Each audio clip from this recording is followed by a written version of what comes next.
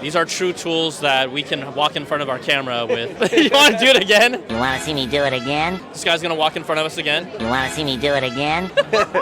Sorry, we'll do one more that.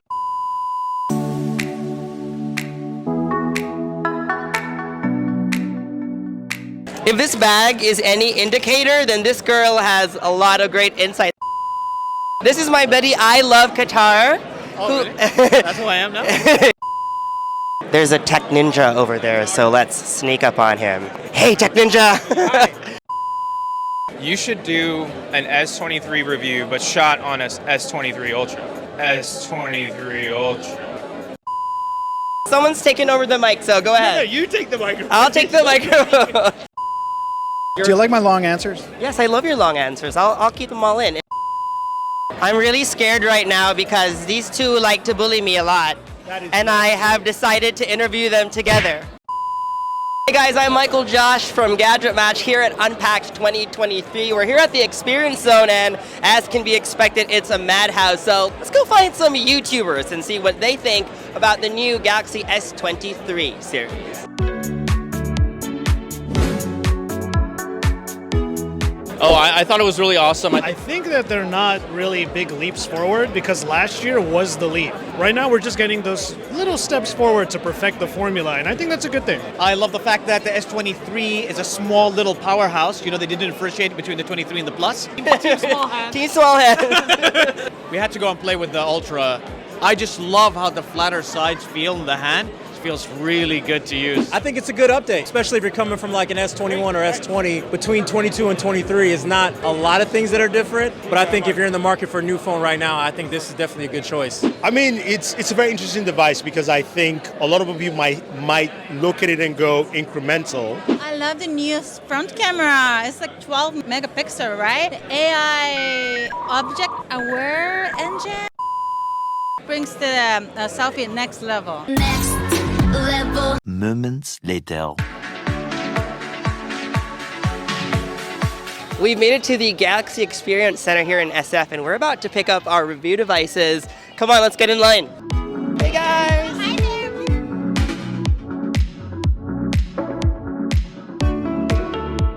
Does the piggy like tomatoes?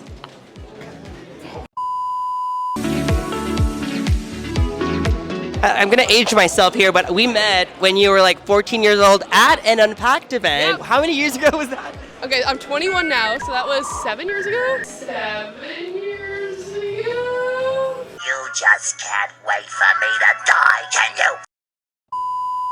you? You look at me like you really love me.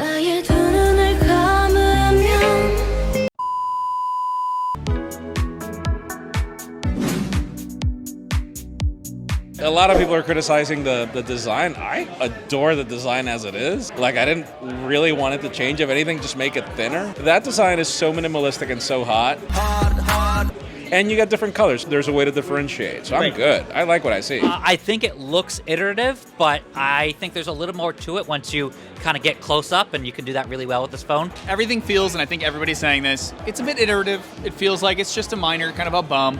I like the new body on the S23 Ultra. I like that boxier design. Like, as always, been a Note fan, so like that's kind of nice. It also makes it easier to write on it.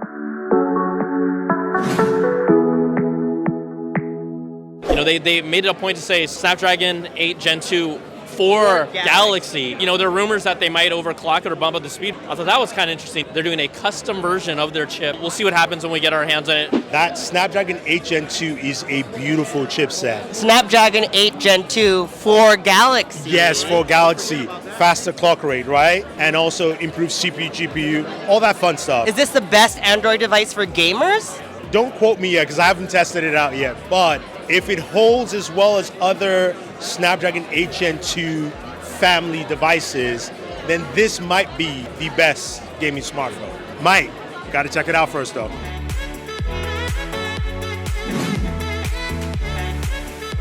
That 200 megapixel as well, when I did some photo comparisons, you really do see the difference in the detail. It's not a gimmick. I'm excited to try it out. For me, I always have to try things out before I like watch pretty videos. Like I really want to use it, so I'm definitely gonna have a chance to like use it and compare it and everything like that. Nightography. It is apparently really good at shooting in low light. I have only really thoughts on the Ultra because that's the only one I've been paying attention to. And my thoughts are that it reminds me of a very old phone that I covered very recently. The Lumia 1020, this pioneering photographic like firework of a phone.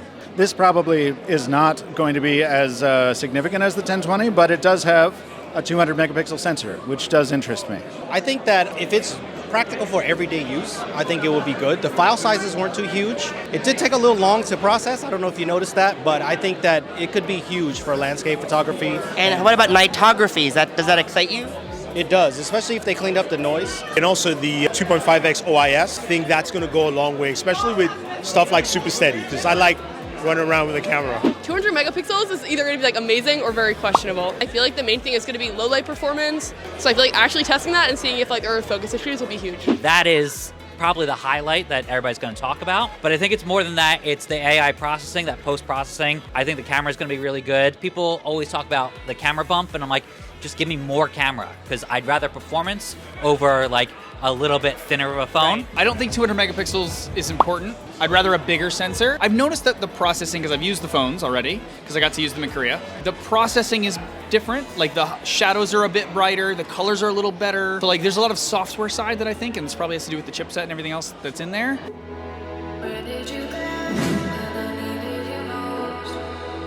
One of the more key features that everyone talks about is the 200 megapixel camera, but we're going to take a look at those video features and actually try to use it for some really good content creation. Apparently, it could shoot even better videos at night now, too. After seeing all those trailers and the behind the scenes, I mean, I'm tempted. Samsung's really showing how we're being able to use these as tools for creating content. That's what you and I do. Having directors like Ridley Scott, Na Hong Jin, and even the footage that they showed us on the big screen, it looked legit. Some of those dark shots, I would not have said, oh, that's easily on a phone. And so you can see how things are improving, advancing. And then I'm really more curious about Snapdragon's role in this. AK also doesn't have much as a crop this year. AK 32, which is kind of weird, right? I want video to be good on this. If that happens, Samsung, they're gonna go like this, and they're gonna go up one step, because that video, they needed a little work last year. If 23 Ultra can do anything like they've said, we've seen how well the iPhone videography and action camera mode is, then we've probably got the best smartphone camera right now. I use my 22 Ultra all the time. All the time. Just because it's the best thing to take photos with by a very long way. Dude, that has been my dream for like, 5 or 6 years? You shot me with the iPhone 11 Pro Max, the iPhone that taught me how valuable a video companion a phone could be. Since then, I've been looking for an Android phone to take that role. From Sony, from Samsung, from whoever. They've always fallen short on video. That seems to be where this is focused on. So yeah, I am excited. They got Ridley Scott on video. Pixel is close to iPhone when it comes to video quality. They could pull that off on the S23 series. That's the last thing that we needed, and better integration with social. They've been touting the better integration with social for years.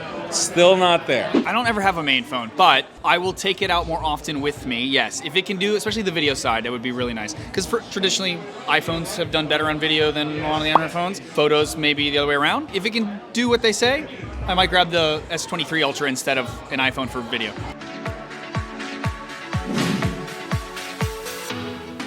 I'm representing with the green, you know? Green.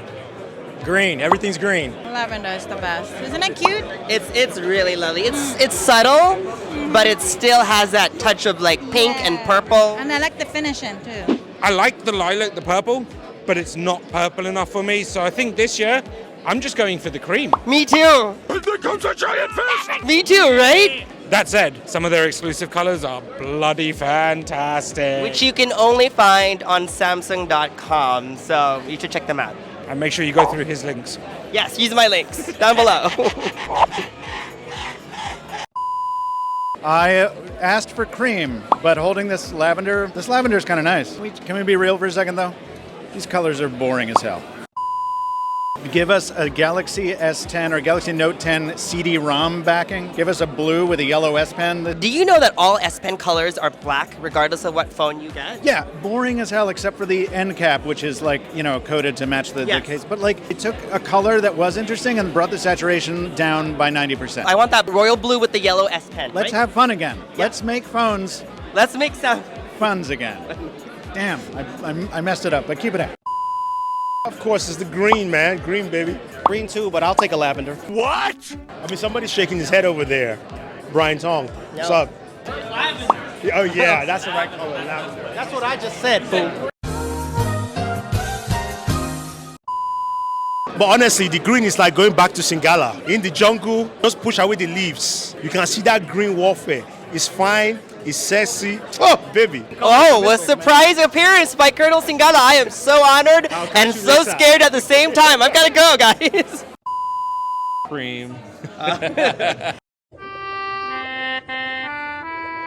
He was hoping for green. It's not that I don't like it. I like it for personal use. I just prefer darker colors for video. That's it. Creator problems, complaining about having review devices early. We're terrible. We're so spoiled.